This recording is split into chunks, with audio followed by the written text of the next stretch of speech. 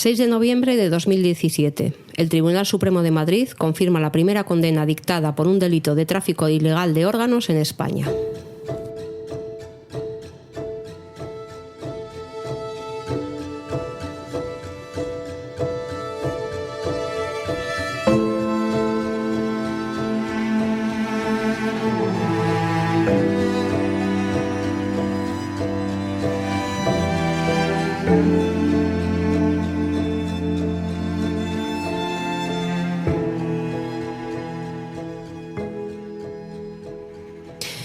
Hola Blanca. Hola Eli. A ver, hoy tenemos un tema difícil, sí, pero vamos a empezar un poco con, sin tanto... Vamos a hablar del tráfico de órganos, que es un tema...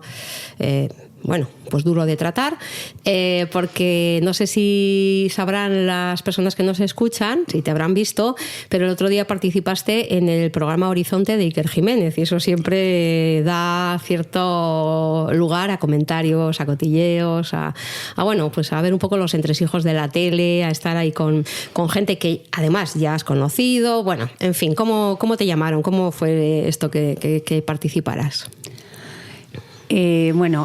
Como tú bien sabes, hace años estuvimos en el programa de Iker Jiménez en Cuarto Milenio. Sí, ya contamos en un episodio lo bien que nos lo pasamos. Bueno, y entonces ahí conocimos a Paco Pérez Caballero y a Francisco Pérez Avellán. Ese era su padre. El padre. Claro, que se murió. Y nosotros luego tuvimos contacto con el hijo. Él se puso en contacto contigo. Sí. La primera vez también se puso en contacto conmigo. Vale. Sí. Y entonces la segunda vez también. La verdad es que cada vez que le digo para que me retuitee del podcast y así, la verdad es que siempre lo hace. Por cierto, no sé si lo comentamos, este hombre que contactó contigo tiene su propio podcast que se llama El Señor de los Crímenes. El Señor de los Crímenes. Vale, sí. Y entonces se puso en contacto conmigo y me dijo que iban a tratar el tema del tráfico de órganos y que se había acordado del caso de Miguel Ángel y que a ver si me apetecía ir a Horizonte. ¿Por qué relación tiene con el programa de Iker? Él trabaja allí. Él trabaja allí. El día de Horizonte no estuvo allí, pero en Cuarto Milenio suele estar. Uh-huh. Sí, suele participar él. Uh-huh. Y entonces me llama y le digo que por supuesto que voy. Porque además te llamaron con mucha premura, ¿no? O sea, un lunes para ir un jueves, un martes para ir un jueves. Sí, pero no me importa, Eli, porque antes yo no podía hablar libremente de tráfico de órganos o de estos temas porque una vez se trató el tema en la ETV y mi madre pues estuvo llorando toda la noche. Entonces yo tenía mis aitas y entonces para mí era... pues súper doloroso y pensaba que tenía que evitar ese dolor a mis padres. Y entonces cuando me invitaron ya no tengo a mis padres y entonces yo creo que ya podía hablar libremente del tema y... De todas maneras, Blanca, mi sensación, mi percepción, me corrige si me equivoco, es que la primera vez que se habló abiertamente del tema precisamente fue en Cuarto Milenio. Sí. Yo creo que hasta ese momento había algunas personas que comentaban pues podría ser que tal, pero que incluso en algún momento alguien te dijo cuidadito con decir eso porque serían unas acusaciones graves sobre, en fin, estaríamos hablando de un delito muy grave, ¿no? Y sin embargo, con todos esas precauciones que adoptaste tú, cuando fuimos a Cuarto Milenio, que estaban también Vicente Garrido Genovés y Marcos García Montes y Avellán y Avellán, sí. Claramente lo hablaron y que tú saliste diciendo, ostra, mira, lo habéis dicho vosotros. Sí, y no hubo ninguna repercusión. No hubo ninguna repercusión legal. No. Sí. De todas maneras, yo jamás he dicho que el caso de mi hermano sea tráfico de órganos, porque yo no lo puedo probar. Yeah. Lo que sí puedo probar que al cadáver le faltaban órganos, eso claramente. Eso está, tengo el examen post-mortem británico y es más, y ahora tengo otro informe de que se ha hecho después de la exhumación, o sea, yo tengo 2 informes. Bien. Entonces, pues la verdad que que como siempre me sentí súper bien en el programa. Sí que al final pues salimos los últimos, el tema se trató pues casi a la 1 de la mañana, el coche me vino a recoger al hotel a las 11 de la mañana, a las 11 de la noche, perdón. Sí. Y la verdad que después de maquillaje pues nos pasaron a una sala, en una sala que ellos llaman VIP, que hay una pantalla de televisión y tú vas viendo cómo se va desarrollando el programa, y ahí estaba pues con la gente que iba a participar. Pues estaba, no me acuerdo cómo se llama el periodista chino que participaba, hablando sobre, pues eso, sobre... Él no hablaba de tráfico de órganos en China porque allí dice que es legal. Entonces, es legal que a la gente que... Como es legal allí la pena de muerte, entonces luego utilizan esos órganos para... De la gente que ha sido... sí. Vamos... Que les han matado. Sí. Pero luego también habla de trasplantes, o sea, de órganos de personas vivas. O sea, que hay gente que dice, estuvieron comentando allí en Horizonte, pues necesito un corazón o no sé qué, y dentro de 2 semanas tienes un corazón. Eso es imposible. O sea, como que es un comercio, como todo, ¿no? Se comercializa en China con todo y también con los órganos humanos y listo. Terrible. Lo que él estuvo diciendo en el programa era que eran casualmente personas que estaban en contra del régimen chino. Entonces, pues bueno. Y bueno, él estaba ahí denunciando. Luego también estuvo Gaona, que es médico y creo que es también psiquiatra. Y luego estuvo el abogado Marcos García Montes, que me hizo mucha gracia porque llegó y ¡hombre, Blanca, qué tal! Y bueno, es que él es súper majo. Sí, es majo, es muy cercano, que bueno, que lo mismo defiende a Ana García Obregón que a, yo qué sé, a cualquier, yo qué sé. La cuestión es que el caso sea un poco mediático, porque yo creo que él tiene mucho ego y le gusta mucho salir en los medios, y bueno, yo creo que también consigue cosas gracias a esa presión que ejerce sobre los medios a veces, ¿no? Yo de todas maneras tengo que decir que ese día no vi el programa, pero luego lo vi al día siguiente y cómo me defendió. Yo estoy súper contenta con él, o sea, porque la verdad que me defendió muy bien y las cosas que dijo del caso de mi hermano a mí me parecieron pues muy indicadas.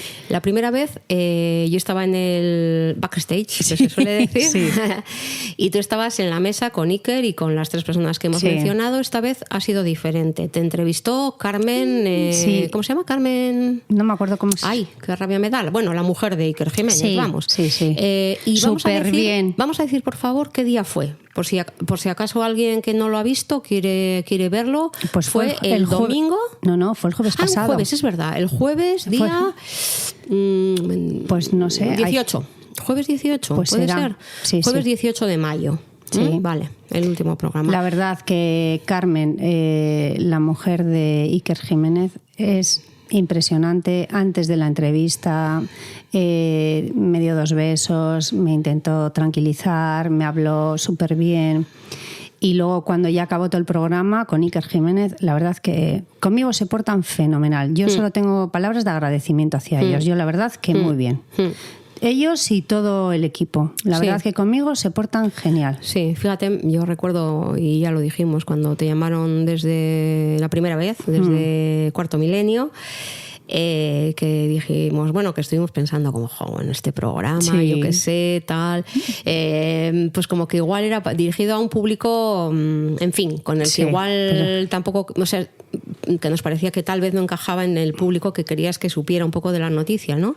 Y sin embargo, es increíble toda la gente que ve ese programa y que gente tan diferente lo ve. De hecho, el abogado dijo... ¿Qué te dijo? Me dijo que lo había visto mucha gente y que lo ve la judicatura, que lo ven jueces. Sí, o sea, que le vean algún... Yo la verdad que a mí me pareció el otro día un programa súper serio. El tema del tráfico de órganos se habló con una seriedad, es que lo trataron súper bien. Yo es que no tengo pegas, o sea, a mí me parece que lo llevó muy bien. Bueno, y yo sí tengo que decir que me quedé despierta para verlo, para verte en directo. Y Blanca, bueno, un salto cualitativo. O sea, sí, pues que de la primera vez que saliste ahí a esta entrevista ha sido yo no sé si ha sido el podcast, yo no sé si ha sido pues seguramente los datos más, sí. Pues más elaborados, el haber hecho, el millón de cosas en las que también has participado, que eso también siempre te da un bagaje. Pero me pareció tan fluida la entrevista, o sea, como que fue además una entrevista. Es que Carmen me lo hizo fácil, también eso es muy importante. Ojo, pero que fue rápida, Blanca, o sea, que a veces, que parece que, hombre, si por ejemplo alguien te dice de antemano las preguntas que te va a hacer, te las puedes preparar, pero no creo que fuera el caso. Podríais, supongo que haber hablado un poco genéricamente del tema, sí, pero no te hizo las preguntas y sin embargo no tuviste ninguna duda. Fue una entrevista súper dinámica, súper rápida, sin ninguna duda por tu parte, o sea, pim, pam, y de hecho yo creo que gente de la familia te felicitó, incluida, porque es cierto que parecía que estabas todos los días en los medios, sinceramente. La verdad es que ese día casualmente no estaba nerviosa, o sea, estaba como muy a gusto y la verdad que creo que salió todo bien. Bueno, y también ayudó, supongo, que antes de eso pudiste estar con personas que también son muy gratas, ¿no? Sí, estuve comiendo con los que hice el documental. Bueno, luego estuve con Jorge Valcárcer, que es el director del documental que se ha hecho, o sea... Con los cámaras... Claro, es que todos me tratan tan bien, David, Borja... Bueno, será porque te lo mereces, ¿no? Es que no será que esto... No sé, pero supongo que no siempre tienen esa relación con todas las personas con las que... Y luego Mónica también me llamó, o sea, la verdad es que todo muy bien. Muy bien. Pero bueno. Sí. Bueno, vamos a hablar un poco de... Sí, hablamos de tráfico de órganos, aparte de eso, pero que nos apetecía contaros, por si alguien no lo ha visto, que vea el programa, que lo recomendamos para que tenga un poco de idea sobre el caso y para que conozca en persona a Blanca, que es una oportunidad. Blanca, nos has traído hoy 3 casos de tráfico de órganos en España, perdón. Sí. Hablaba de Madrid porque estaba leyendo del Tribunal Supremo de Madrid y tal, confirma la primera condena. Pero te encontraste, quería comentar también, que en ese programa participó otra persona. Concretamente era la directora de la Organización de Trasplantes de España. Bien. ¿Qué dijo? Yo le vi menos, ¿eh? La verdad es que tengo que decir que ya cuando acabaste tú ya era bastante tarde y yo ya, pues no seguí mucho, sí que le vi porque estaba chateando, precisamente whatsappeando contigo, que qué bien lo habías hecho, y recuerdo haber escuchado que ella dijo que era que solamente habían encontrado un caso. Supongo que será el de esta condena de 2017 de tráfico de órganos en España. Sin embargo, aquí hay más cosas, ¿verdad? Sí, ella lo que dijo en el programa es que para que el tráfico de órganos existe. Bueno, es más, la Organización Mundial de la Salud lo que dice es que de todos los trasplantes que se hacen, del 5 al 10% son ilegales o por lo menos a cambio de un dinero. O sea, eso está ya reconocido. Pero mundialmente, en el mundo, sí. Entonces, su posición era que realmente el tráfico de órganos no existe en países desarrollados, o sea, por ejemplo, en Europa no existe, y que lo que existen son en países en vías de desarrollo y con gente pues muy vulnerable, o sea, que se tienen que dar unas circunstancias súper extrañísimas, pero que en España yo por lo menos le escuché es que había una serie de medidas que hacían casi imposible que eso pudiera ocurrir. Sí. O sea, prácticamente era imposible que en España pudiera suceder un tema de trasplante de órganos, o sea, de tráfico de órganos. Mira, lo que quiero comentar es, vamos a hablar un poco del tema que tú has comentado. Sí. En este caso es una persona de origen francés que se pone enfermo en España, sí, y va a un hospital. Va al hospital y entonces le dicen que tiene un problema renal y acaba ingresado allí y empieza con un ciclo de diálisis hasta que le mandan a otro hospital, me parece que era en Hospitalet de Llobregat, donde le dicen que ahí le van a hacer, que va a entrar en la lista de espera para recibir un riñón. Un trasplante, sí. Sí, entonces esta persona bueno, son 3 hermanos.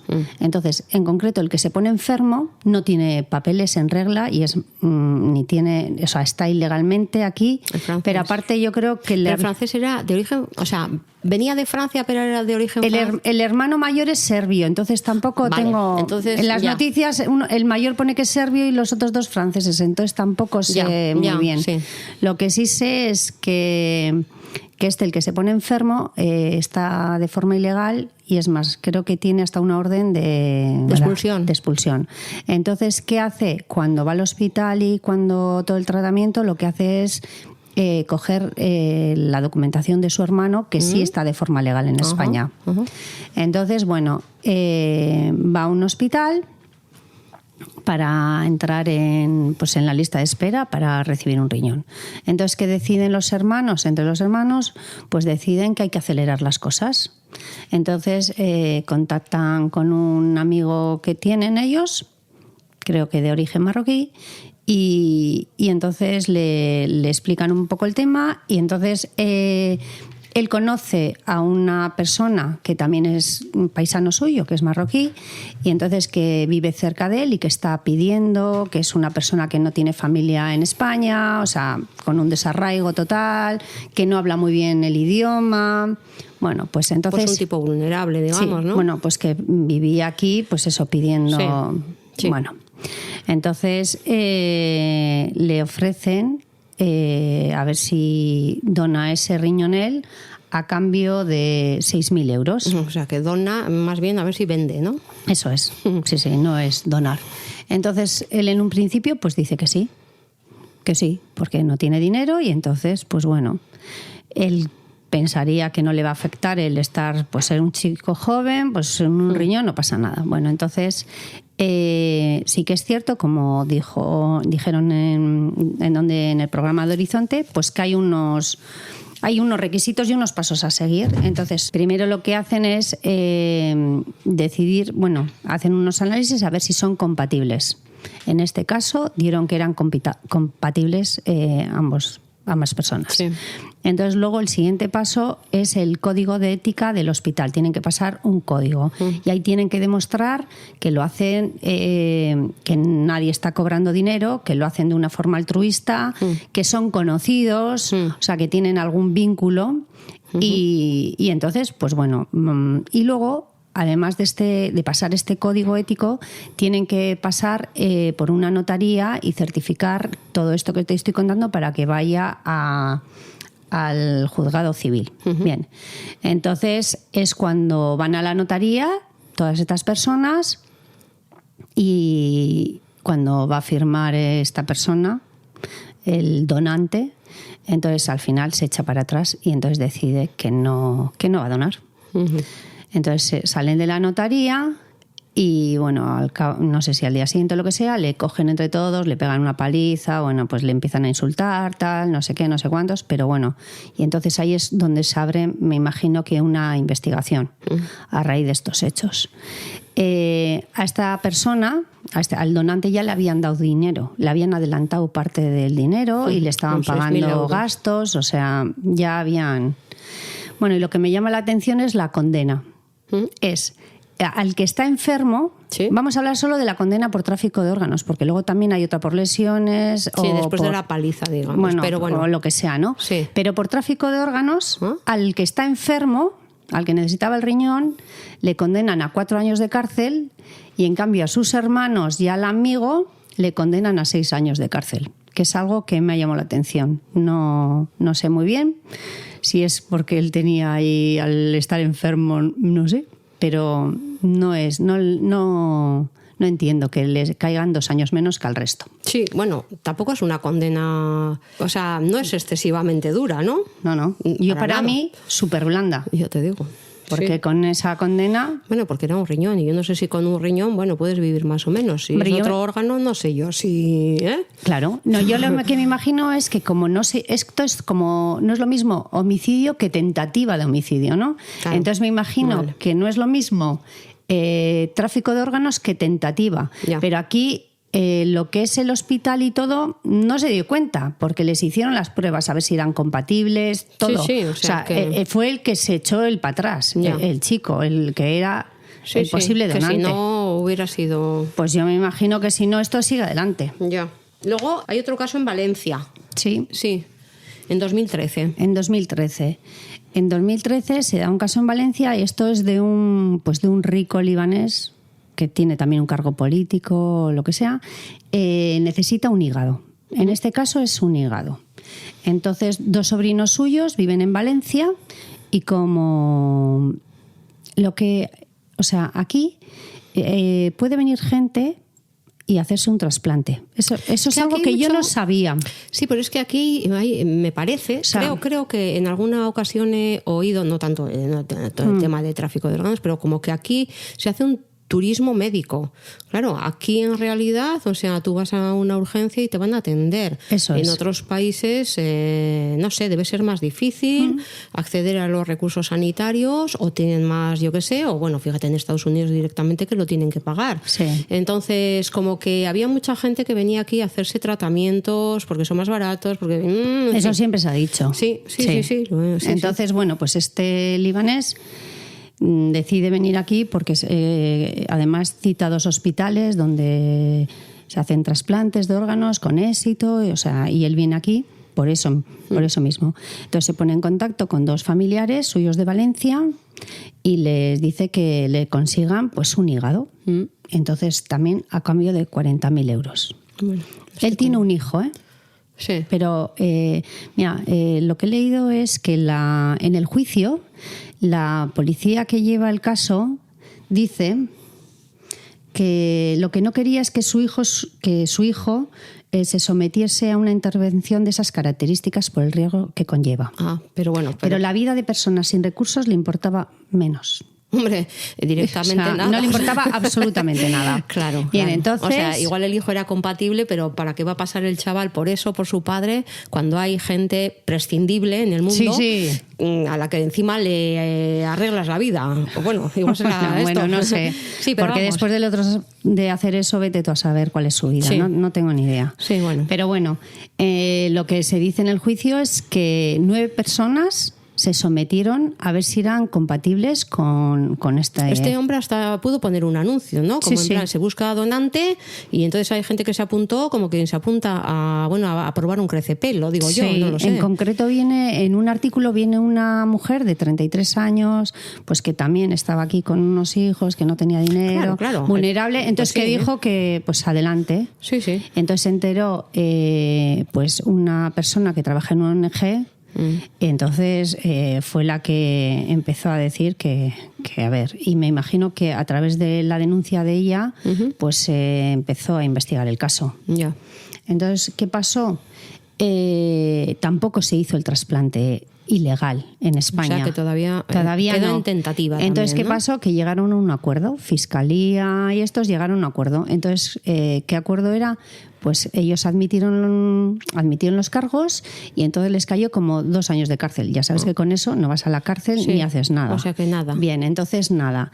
Pero hubo un recurso porque ahí no les dejaron personarse al Ministerio de Sanidad de España y al de Trasplantes, porque ellos pensaban que eran también perjudicados, porque todas estas malas acciones al final les repercute en su imagen y en todo, ¿no? Sí. Entonces recurrieron y les aceptaron el recurso. Sí.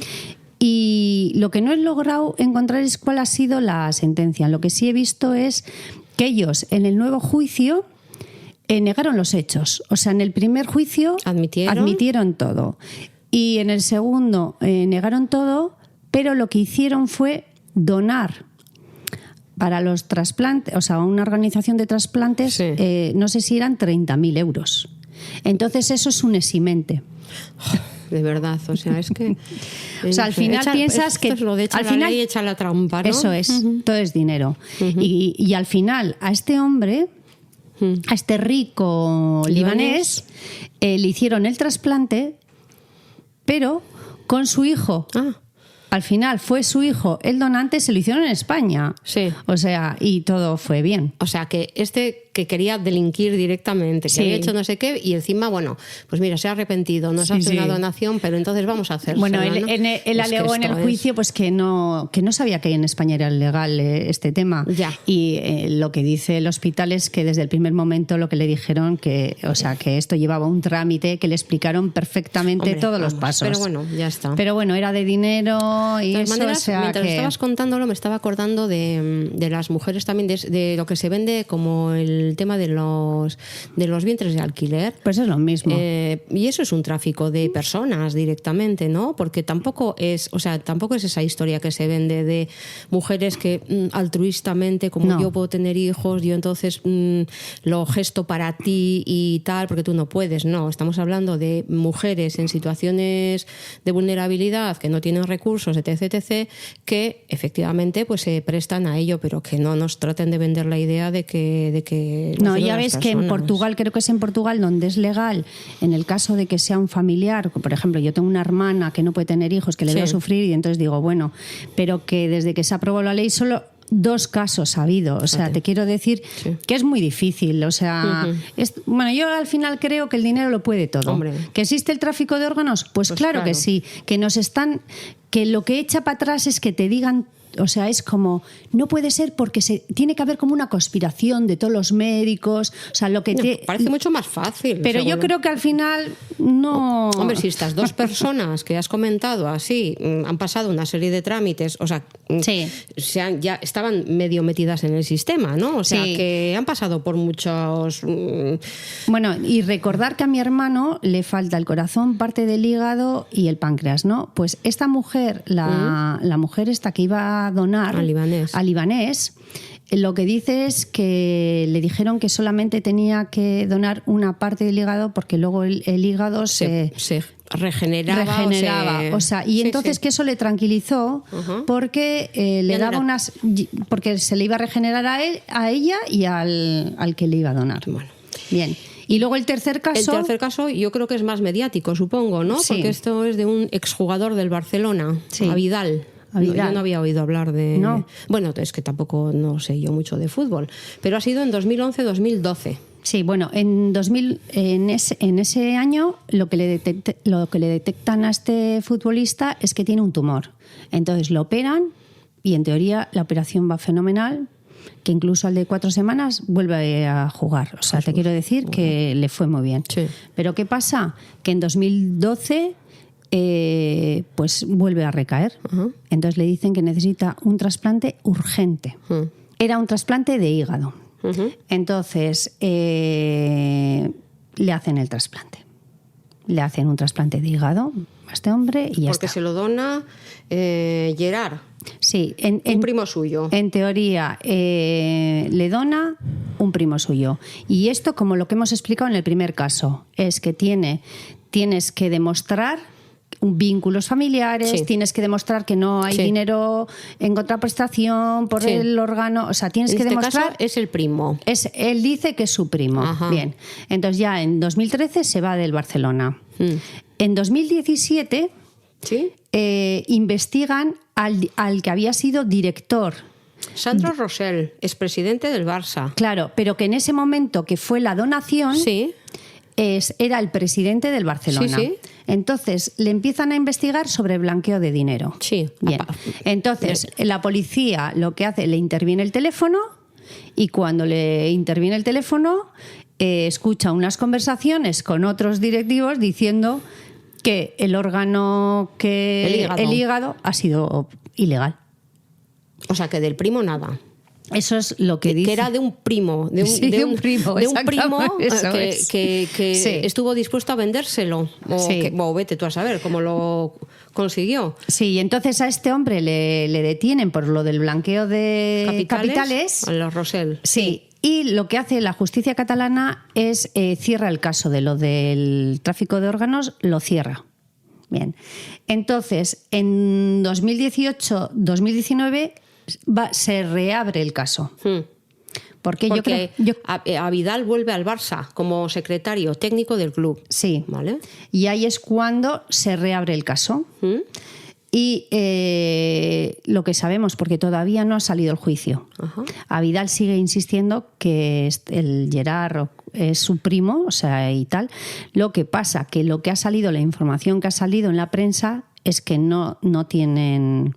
En el ADN no tienen parentesco. Ya, y que aparte pones aquí que las muestras de ADN estarían tan deterioradas que no podrían Eso es lo que han alegado ellos. Ah. No, eso es lo que han alegado ellos para decir que esas pruebas de ADN son inválidas, para invalidar esa prueba. ¿Pero eso quiénes? ¿Los implicados? Los implicados. Pero eso lo tendrá que dictaminar un forense. Exactamente, no, lo tendrá que dictaminar cuando se empiece el juicio, Claro. a ver qué ha pasado en este caso. Bueno, pero, o sea, esto ha pasado hace un montón de años y todavía está sin... Pues imagínate, así va la justicia en España. Ya. Yo, Bueno, para recordar a todos los que nos escuchan, es que puse una denuncia en Bilbao, en el juzgado de Bilbao, en septiembre del año pasado, y todavía sigo esperando a ver si me cogen esa denuncia. No a ver si me van a dar la razón o no. No. Simplemente si te la admiten a trámite. Si me la admiten a trámite y la remiten a Suecia. O sea que... O sea, así está así están los juzgados. Sí, Bien, sí. otra de las cosas, varias cosas que quiero Ajá. decir. Bien, que yo en Horizonte, lo que le dije a Carmen, una de las cosas que le dije a Carmen, que es que me llamaba mucho la atención que Suecia es un país tan sumamente bueno, recto, defensor de los derechos humanos, europeo. Que es la quinta maravilla, que figúrate cómo será. Carmen Portel, me ha venido ahora. Carmen Jesús. Portel, sí. Carmen Portel, es que me ha venido de repente. Ay, sí. Bueno, entonces lo que le dije es que esta maravillosa Suecia es la que denunció que se estaba utilizando, que Israel estaba utilizando órganos de palestinos.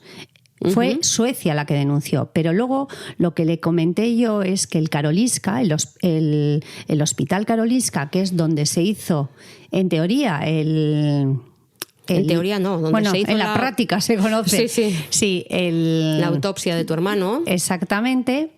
En 2011 se publicó que había hecho un estudio sobre el tráfico de órganos y había determinado que 30 suecos habían ido a otros países a conseguir órganos, creo que en concreto hablaba de riñones, entre personas vulnerables, en países pobres, o sea, habían ido a conseguir un órgano a otros países donde, en teoría, hacer estos temas es legal. Entonces, lo que me parece increíble es que un hospital haga estos estudios donde aparte se dice, porque así como España estamos dentro de los números, estamos por encima de la media europea de trasplantes, o sea, no de trasplantes, de donaciones de órganos. Sí. En Suecia, por ejemplo, no se dona tanto. Entonces, si aquí las listas de espera con ese nivel de trasplantes son largas, pues allí será imposible. Casi, o sea, es mucho más difícil allí conseguir un órgano, y entonces me parece increíble si en el 2011 ya se habían ido 30, claro, porque lo que yo pienso, Eli, es que hay gente que puede ir a otro país para que le hagan un trasplante, pero cuando vuelve a su país tiene que ir al médico. Ya, claro. Por eso, claro, estaba intentando pensar cómo habían podido poner esa cifra. Además, ¿no? O sea, ¿de qué manera? 30 suecos con nombres y apellidos. O sea, claro porque luego cuando volvieron a su país, fueron al médico. Y de repente, si tú estás tratando con una persona que le dices que necesita un trasplante y de repente al de la semana que viene te viene con un órgano o con una cicatriz, pues efectivamente esto es en España es ilegal los vientres de alquiler, pero de repente vienen a España y vienen con un niño. Claro. Entiéndeme, esto es lo mismo. Estos vienen con un órgano y entonces se puede cuantificar. El problema es que en España se ha hecho ese estudio, porque en España también se tiene que saber cuántas personas realmente han sido trasplantadas en otro país. Porque tiene que ocurrir exactamente lo mismo que ha ocurrido en Suecia. Y en Suecia es hasta 2011. Pero a día de hoy, ¿cuántas más personas están trasplantadas ilegalmente? Ya. Y luego me parece que cuando yo denuncio, porque yo quiero hablar del caso de mi hermano, ¿no? En el caso de mi hermano en concreto es que no es que nosotros, la familia, empecemos a pensar mal cuando los británicos dicen en marzo del 2006 que faltan órganos. No. Es que ya llevábamos desde el primer momento pensando que aquí había algo oscuro.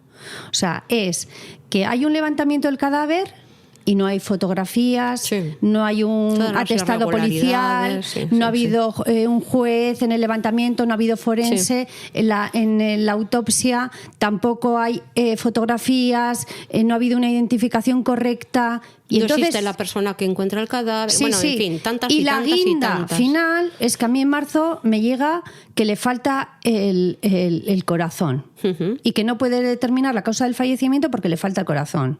Luego, cuando años más tarde, o sea, el año siguiente, que me llega por fin el informe de autopsia, cuando veo, porque antes de recibir el informe de autopsia le pregunto a la policía: ¿dónde está el corazón de mi hermano? Sí.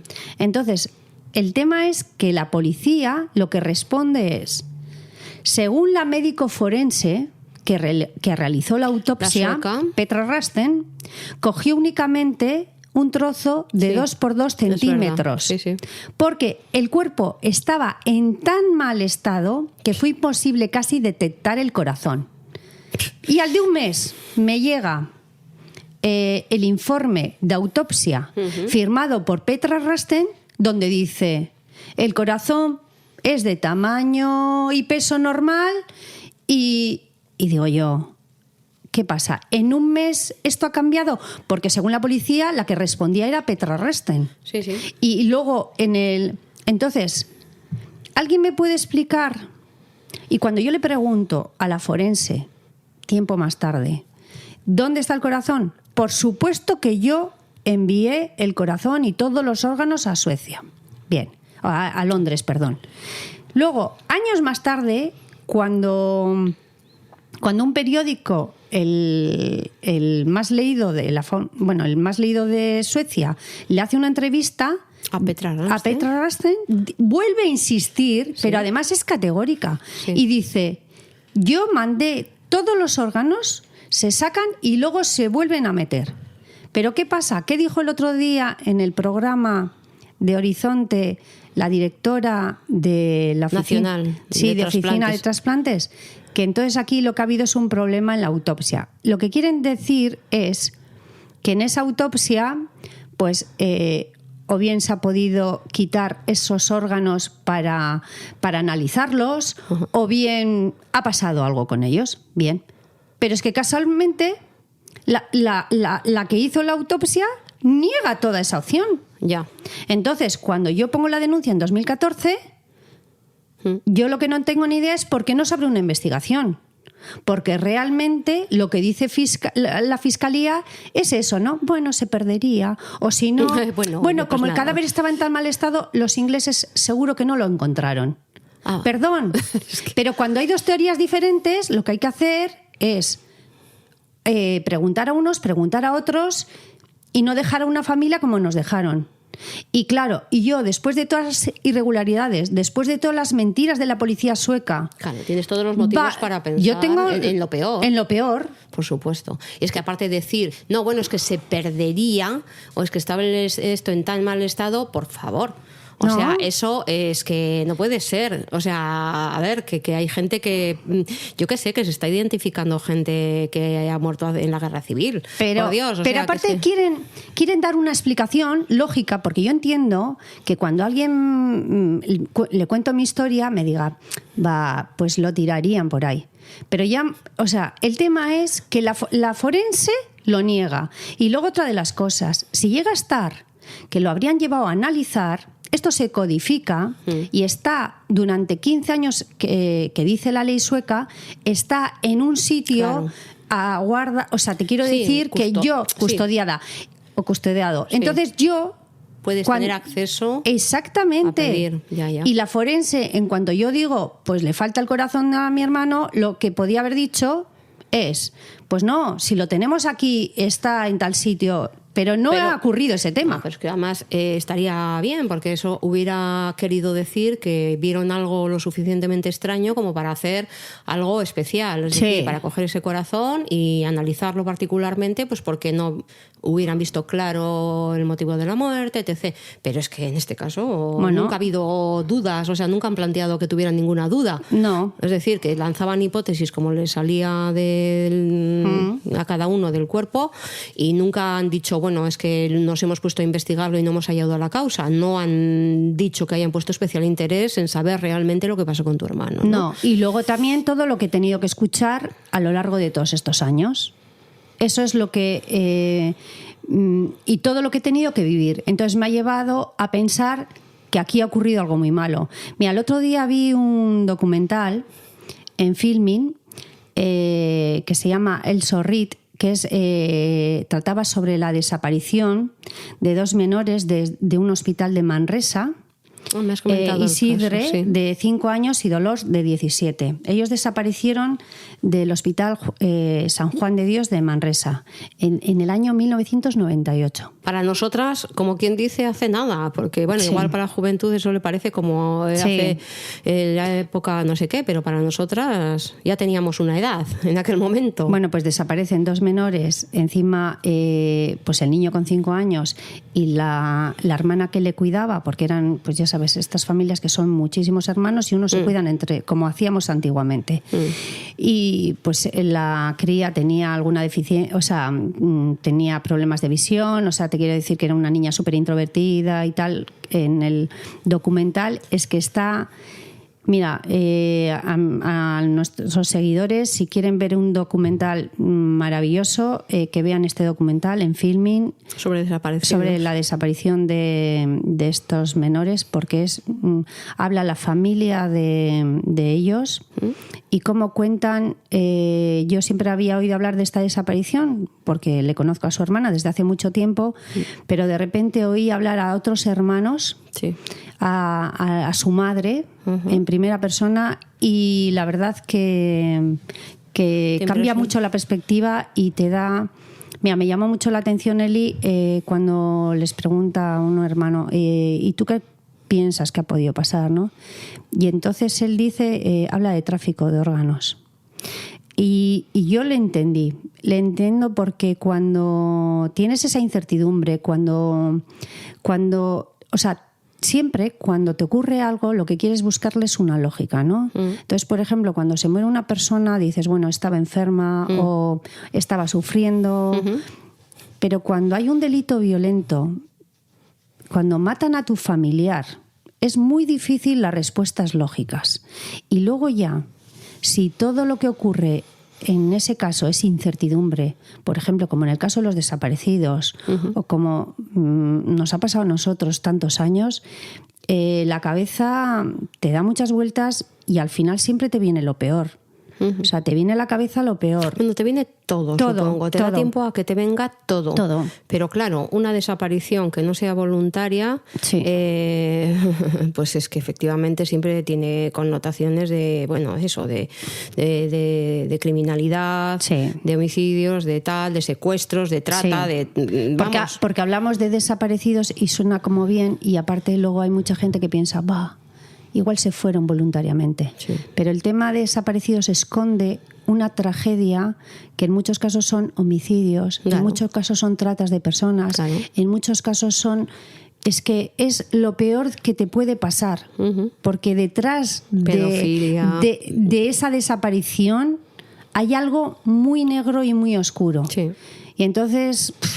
Mira, yo que he tratado con gente, con familias de desaparecidos, todo mi apoyo desde aquí, y me parece que la sociedad tiene que dar más respuestas a estos temas. Espera un poco, Blanca. A ver, que no he entendido bien. Estaba uno de los niños, estaba enfermo y el otro va a cuidarle al hospital. Sí, desaparecen de un hospital. Pero es que además le ingresan por una tontería, Eli. O sea, el crío tenía unas llagas en la boca y le dejan ingresado. Sí. Justo el día que desaparece, el niño con 5 años, o sea, con 5 años, que es el que estaba compartiendo habitación con otro niño. Y el día de la noche de la desaparición le pasan a una habitación solo. Bien, le pasan a una habitación solo y desaparece de un hospital público. Y estaba la hermana cuidándole. Sí, y entonces, ¿qué pasa? Que lo que le dicen a la familia es que como son una familia tan pobre, pues que otros familiares, porque el padre era de origen portugués, pues que se habrían llevado a los niños. O sea, como diciendo, nada. Y entonces no investigan al hospital. El director al día siguiente se va a no sé dónde y no le toman declaración. O sea, es como... Es increíble. O sea, los casos de desaparecidos es casi todas las familias que yo conozco, el problema de toda esta historia es porque ha habido una mala investigación, porque las primeras 48 horas son súper importantes. ¿Y qué ha pasado? Que se ha llevado todo mal. ¿Y qué pasa? Que esas familias están después de 16 años, de 30 años... ¿Y sabes lo que pasa? Que no tienen nada. No tienen nada porque se hizo todo tan sumamente mal. Sumamente mal. Mira, vamos a tener la oportunidad, bueno, yo creo que vamos a tener en breve la oportunidad, y esto es primicia, ¿lo dices tú o lo digo yo? Sí. Bueno, ¿qué susto me has dado? Ay, Dios. Sí. Vamos a tener una persona invitada a un criminólogo, policía, una persona que últimamente además está siendo invitada a cantidad de programas y que, bueno, que conoce un montón. Bueno, es que va a ser guay, ¿eh? Bueno, yo tengo mucha expectativa con ese programa y me hace mucha ilusión que te haga el honor de venir también, ¿no? Pues sí. Y a raíz de saber un poco en qué temas anda, que está trabajando, pues estuve leyendo el tema de esta chica, de Débora Fernández. Sí. Entonces, pues ya ves, todo mal. Pues de verdad. Todo mal. Otro caso también. Sí. Si alguien quiere saber de la incompetencia policial, de las cosas esas que parecen increíbles pero suceden, que tiene muchas similitudes con el caso de tu hermano, porque de repente, borrado masivo del ordenador, pero nadie había cogido el ordenador, pero luego el ordenador que esta mujer era ¿dónde era? ¿En Sevilla? No, ella es gallega. Es gallega, pero de repente el teléfono que había desaparecido, que luego aparece en la comisaría de Canillas en Madrid cuando están haciendo una... Bueno, quiero decir, o sea, si alguien quiere escuchar un caso de desaparición donde queda patente la absoluta negligencia policial, o sea, todo, puede escuchar en podcast o leer el caso de Débora Fernández, que, y el principal sospechoso y todo eso, pues jamás... Ahí está, tranquilamente. Jamás, me parece que fue a hacer una vez una declaración. Sí. Nunca más se le ha vuelto a llamar. No, pero es que lo curioso es que su coche, cuando va un policía, huele fatal, huele a muerto, como que dijésemos, y nada, él da una explicación y nada, y no le miran nada. O sea, es que dice que tiene el pescado, una caja de langostinos, porque se dedicaba a la pesca de langostinos, la familia, y le dicen, oye, ¿cómo es que tu coche huele a esto? Y nadie le abre ni nada. No, pero es que cuando luego cogen, miran al de 18 años, el coche estaba, había sido sometido a un lavado de yo que sé qué, y no son capaces ni de encontrar las huellas del dueño, ni ningún vestigio de nadie. Bueno, otro caso también para escuchar. Pero el documental es en Filmin y se llama El Sorrit. Els. Sí, en catalán, los Sorrit. El apellido de estos niños es Orrit. Vale. O-R-R-I-T. O sea... Los Orrit, entonces, y ¿no? acabado creo que en S. Sin S. Orrit. Bueno, sí, pues vale. Que el que pueda verlo, que lo vea. Sí. Y luego me gustaría decir que cuando yo fui al Parlamento Europeo, que invitada por Izaskun Bilbao, del PNV, allí lo que se dijo y lo que en todos los manuales, o sea, tú cuando miras, se vuelve a repetir y se vuelve a repetir, es...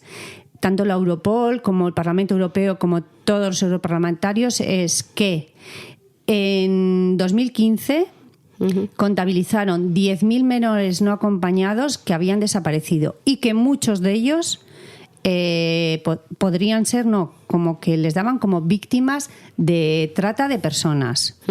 Y luego,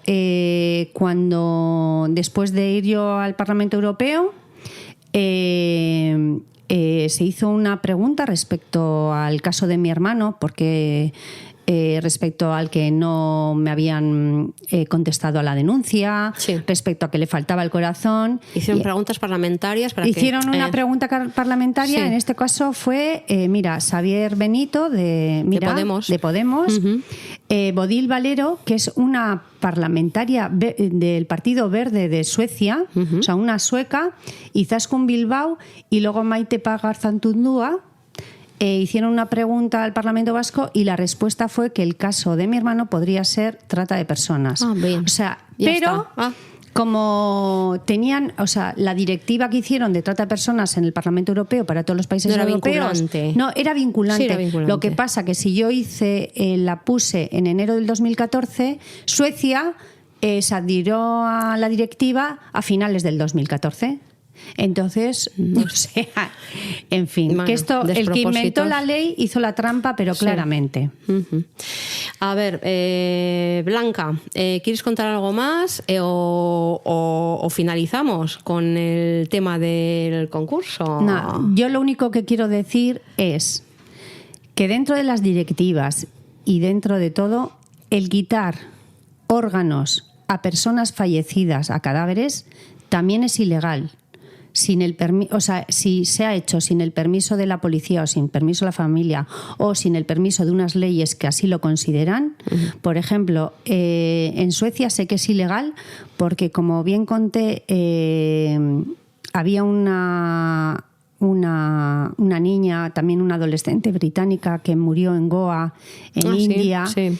Y entonces los que fueron del Karolinska, casualmente, es que van a todos los sitios para defender todo eso, y ellos dijeron que era totalmente ilegal haberle quitado los órganos a esta niña después de muerta.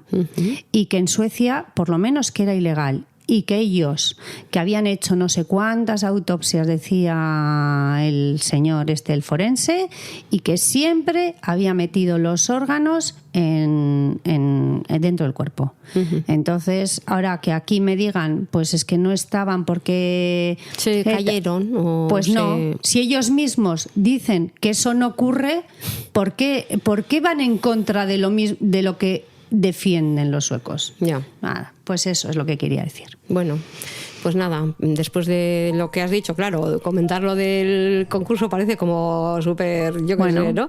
Pero bueno, en fin, quedamos, los primos, que cuando llegáramos a los 1.000 seguidoras del programa, pues que habría que hacer alguna cosa especial.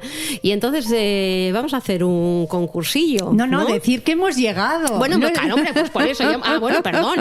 Por eso vamos a hacer un concurso, porque hemos llegado, hemos superado. Sí, casi tenemos 1.200. Casi. Madre mía. Bueno. ¿Te acuerdas cuando comentabas, si nos ven 5 personas? Sí, esto sirve para que yo que sé. Para desahogarme, porque yo en teoría lo hice para desahogarme, como terapia psicológica. Exactamente, el objetivo era terapéutico. Lo que pasa es que luego ya, pues tenemos 100. Pues ya nos empezamos como a un poco a subir un poco. Pero bueno, muy bien, ya hemos llegado a los 1.000, hemos superado los 1.000 y entonces lo prometido es deuda y hay un concurso, ¿verdad? Sí, vamos. Vale. Bueno, he pedido unas camisetas, unas en blanco y otras en negro, o sea, vamos a hacer en los dos colores. Y entonces vamos a hacer unas preguntas que a partir de hoy el que nos conteste correctamente, las primeras personas que nos respondan a estas dos preguntas, pues se llevarán una camiseta. Las primeras porque tampoco vamos a hacer muchas porque no tenemos mucho presupuesto. Pero bueno. Bueno, una blanca y una negra. Una blanca y una negra mínimo. Y bueno, y si hay alguien un poco más, igual también. Vale. Mira qué bueno, blanca. A ver, ¿a cuántas? Bueno, que hay que decir que esto no es como ese concurso tan guay que no sabemos todavía. Vamos a recordar que todavía el podcast ganador de aquel concurso famoso todavía sigue no. sin ser publicado. Quiero decir que alguien se presenta a un concurso, le dan el premio y nunca más se supo de esa gente ni lo que publicaron. Pero nosotras no somos somos legales, transparentes. Entonces aquí ni se pide encima pasta, porque también, oye, yo que he empezado también a escuchar otros podcasts y así, de repente te dan 7 minutos y te dicen, si quieres seguir escuchando, suscríbete y paga. Dices tú, bueno. En fin, bueno, que también cuesta lo suyo hacerlo, supongo, que hay gente que se dedica, gente que tendrá yo no sé cuántos mil suscriptores y no sé cuántos mil escuchantes. Bueno, espérate, que también se puede oír lo que hablamos, lo de Horizonte, también tienen un podcast. O sea que en iVoox está Horizonte y también pueden oír todo lo que se trató del tema de tráfico de órganos. En la tele, pues, en la tele te pueden ver que también tendrán curiosidad por saber quién eres. Sí. Pero si no, también está en podcast. Bueno, vamos a las preguntas. A ver, Eli. Primera pregunta. Venga, ¿tú lo dices? Venga, lo digo yo. Venga, y tú dices la segunda. Vale, venga. A ver. Entonces espera, para que quede claro. No sabemos cuántas, yo qué sé. Igual. Dos preguntas. Dos preguntas. Pero Venga. ¿a cuántas personas vas a premiar? Aquí la jefa es Bueno, Blanca. en teoría vamos a dar 2 camisetas. Una, o sea, a las 2 primeras que nos respondan correctamente. Las 2 primeras personas que cuando oigan este podcast respondan correctamente en los comentarios, a estas 2 preguntas en los comentarios, nos pondremos en contacto con esas personas para hacerles llegar la camiseta. Eso es. Vale. Bueno, que está. A ver si todo el territorio español. Igual son suecas. Bueno, pues también. Bueno, pues si son suecas. Si nos también hacen publicidad. Vale. Bueno, entonces igual ya les ponemos condiciones. Bueno, venga, primera pregunta, Blanca. Vale. ¿Cómo iba disfrazado o vestido mi hermano en Londres cuando conoció a Amelia? Vale. Eso es. Es claro, hay que está entre las. A ver, ¿y la segunda, Eli? Y la segunda es: ¿de qué ejerció, o sea, qué oficio tuvo Miguel Ángel mientras estuvo viviendo en Londres? Estuvo trabajando durante una temporada. Sí, durante casi 2 años. Durante casi 2 años en Londres. ¿Y de qué trabajaba? Venga. Si alguien, o sea, quienes contesten a estas 2 preguntas correctamente, las 2 primeras personas que contesten a estas preguntas correctamente, tienen la camiseta. Bien. Bueno, pues nada, muchas gracias. Darle al me gusta. Darle al me gusta y vamos, que estamos. Bueno, os queremos dar las gracias porque cada vez nos hacéis llegar más comentarios. Y eso significa pues que nos escucháis atentamente. A veces igual pues nos cuesta un poco responder, pues porque pues un poco con los líos estos, esta mujer que es tan televisiva, que tiene que hacer tantas comparecencias parlamentarias, ir a programas de televisión, etcétera. Pues esto, ahora de hecho te han llamado para participar en otro podcast. Sí. Sí. Entonces, pues te lo estás pensando, ¿verdad? Sí. Vale, y luego pues eso, que tiene muchos contactos con gente que también va a aparecer aquí. Bueno, en fin, que si tardamos un poco en contestar es porque Blanca tiene mucho... mucho y tú también. Bueno, ya aquí está. todos estamos liados. Bueno, pero que se os contestará. Gracias. Muchas gracias por escucharnos, muchas gracias por estar ahí, muchas gracias por hacernos ver o hacernos sentir que lo que contamos es importante y que os interesa. Así que, pues hasta la próxima. Hasta la próxima, Eli. Agur. Agur.